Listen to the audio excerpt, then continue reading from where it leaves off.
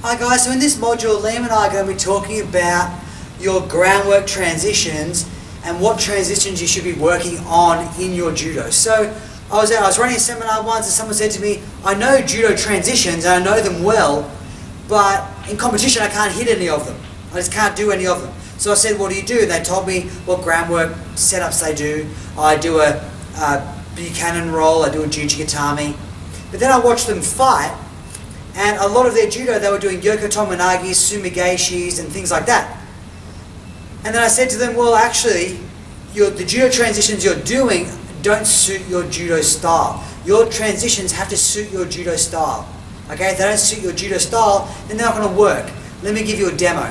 For example, say one of my favorite Tachiwaza techniques is Buchanan strangle, okay? The forward rolling strangle, British strangle, whatever you want to call it.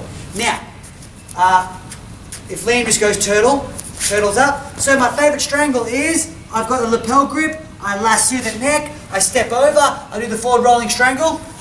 Here, get the submission, or the armbar for the win. Now how does this work into my judo? I'll show you how. One of my favorite Newaza, my Tachiwaza attacks is I do a gaeshi on this foot, here. So when we're walking, I gaeshi this foot. Now the problem when I gaeshi that foot is my partner sticks their hand out and they usually end up in turtle. So I'll show you what I mean. If Liam does one on me, Liam does a gaeshi on this foot, I bail, but look where I land, look where my partner lands, which means I go directly for the bow and arrow rolling strangle. So, when I practice my Buchanan strangles, I practice it from that position.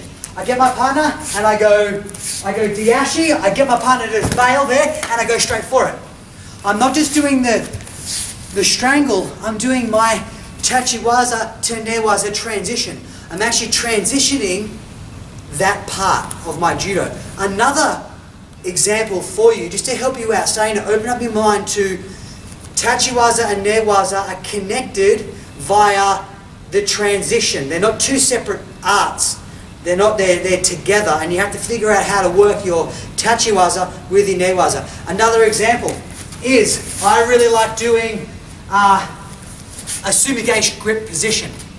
Now, I actually learned this from Sophie Cox, British female Olympian, 2012 Olympian.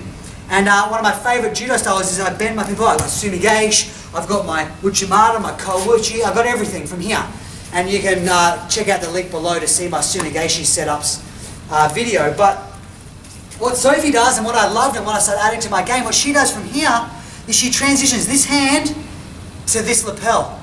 Now look what she does. She toshis that leg, straight away she's into the transition, the bow and arrow rolling strangle, the Buchanan roll. So what she does is, and what I do now, is when I'm here, I transition to here. Pop them to the ground, straight away I'm into it.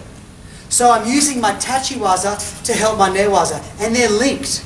So that means I now practice my bow and arrow, my Buchanan roll on both sides. But I'm wary of it. And this will really, really help your judo. Another one is, you might get guys that do a lot of makakomis. So when Liam goes over this arm and keep going, and I might defend it, and he falls. So now, rather than doing this, letting go to work your judo, your strangle, I've got this opposite lapel, which is where I was gripping. So what I might do is step over here, pull this way, and now I'm into a Jujigatami position. Once again, you need to look at your judo and go, gee whiz, I end up here a lot. What can I do from here? Rather than picking groundwork moves and then trying to edit and add them to your judo game, you need to be looking at your judo and going, gee whiz, I end up here a lot. I end up in this position a lot with my partners, or what can I do from there? So another one is, I do a lot of sumi gaeshis, a lot of Yoko Tomonagis and stuff like that.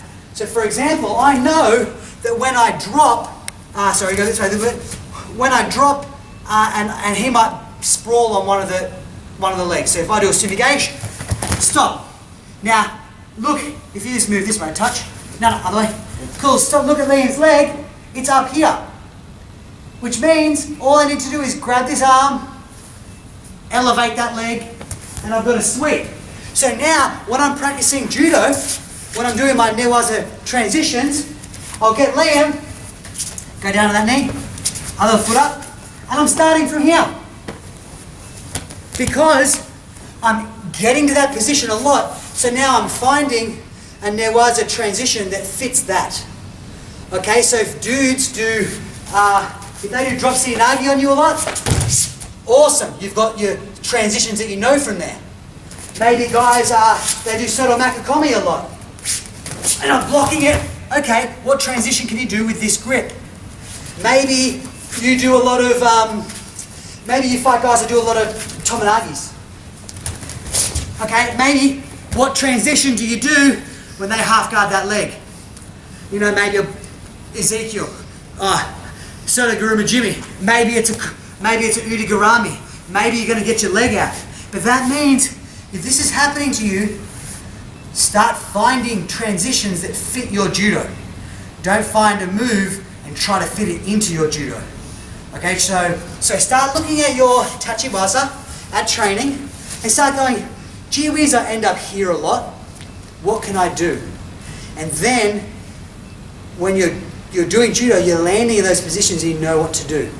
Does that make sense? I really hope it does. Let me know if that makes sense. I can maybe do another video to help you out with that. For more information on transitions, check out judotransitions.com. I've got a whole ton of great resources to help your Newaza get to another level. If you like this video, please share, comment, subscribe to my channel, press the like button, add me on Facebook and all that sort of stuff. Have a great rest of your week and I'll talk to you soon.